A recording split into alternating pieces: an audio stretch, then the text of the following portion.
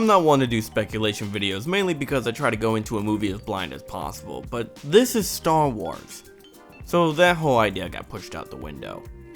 Unless you've been living under a rock, you've probably seen the new teaser for Star Wars Episode VIII, appropriately titled The Last Jedi. So I'll be popping my metaphorical speculation cherry on this special occasion because 1. The trailer has moments that warrant legitimate discussions about the state of one of the most prominent characters in the realm of sci-fi cinema, and 2. The tone screams that it will attempt to sway the criticisms of The Force Awakens being a safe, by the numbers rehash by shaking up the foundations of the world the characters inhabit. I'll be primarily tackling the first reason because of a specific moment at the end of the trailer that's been putting everyone's head in a twist. Luke Skywalker, the primary protagonist of the original trilogy, Padawan of two of the most renowned Jedis of all time, and the catalyst that led Darth Vader to seek redemption for his sins, says this. It's time for the Jedi to end. Luke Skywalker, while well known to fans as a Grey Jedi, i.e. a Force user who does not strictly adhere to the teachings of either the light side or the dark side, still used the Jedi as a stepping stone for his own academy. Back in the extended universe before Disney stepped in and blew it up with a retconning thermal detonator, Luke had his own Jedi Academy made up of some of the most prominent figures in said universe, such as the Solo Children and Kyle Katarn. What does this actually mean, however? Is Luke talking about ending the Jedi for good? Is he simply saying that the Jedi of old are no longer worthy to be seen as a positive example? Has decades of solitude warped his mind enough to the point of disillusion? Well, I have my own thoughts on the matter, but we need to talk about something else first. The guidebook on all things gray in the Star Wars universe. Knights of the Old Republic 2, The Sith Lords.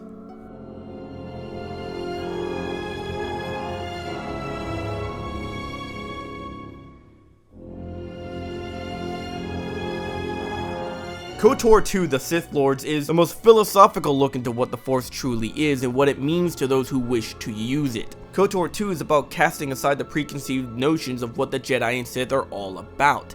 It forces the characters and by extension the player to come to terms with the reality that the Jedi and Sith are symbiotic in nature.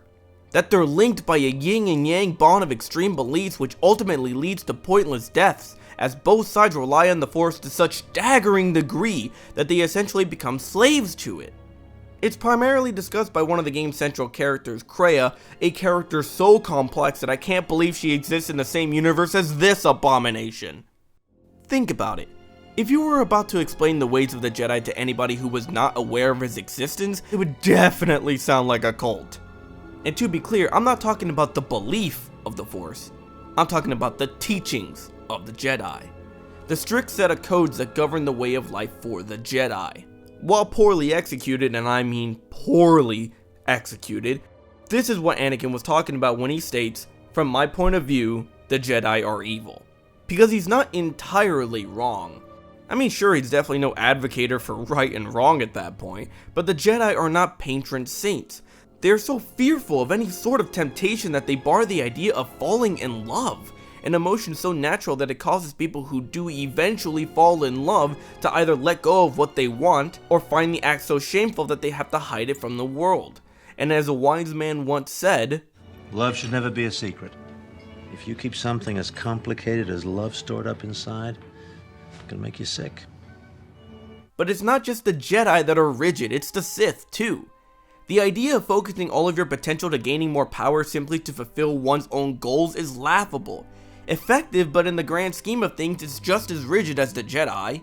As with anything done in supreme selfishness, that mentality not only bites them in the end, as it will lead to their downfall, but it's the contributing factor as to why the Sith are made up of emotionally enraptured individuals. The more you dive deep into using your emotions to tap into the Force, the more likely you are to succumb to viewing everything from an extreme perspective. This is where the Grey Jedi comes into play and what Luke Skywalker theoretically could be really saying when he talks about ending the Jedi.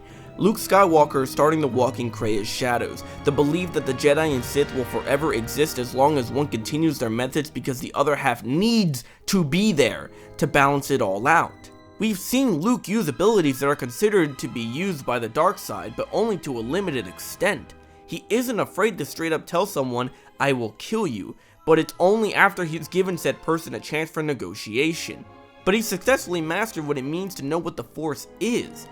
It's a tool, And like any tool, it can be manipulated for beneficial and malicious means, but at the end of the day, the tool has no feelings. It's decided solely on the person using it.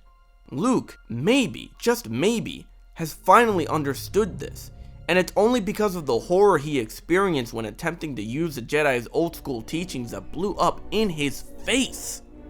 After something like that, no wonder Luke has spent years in solitude, and it's not surprising that he's come to the conclusion that the Jedi should no longer exist. Because if one exists, so will the other.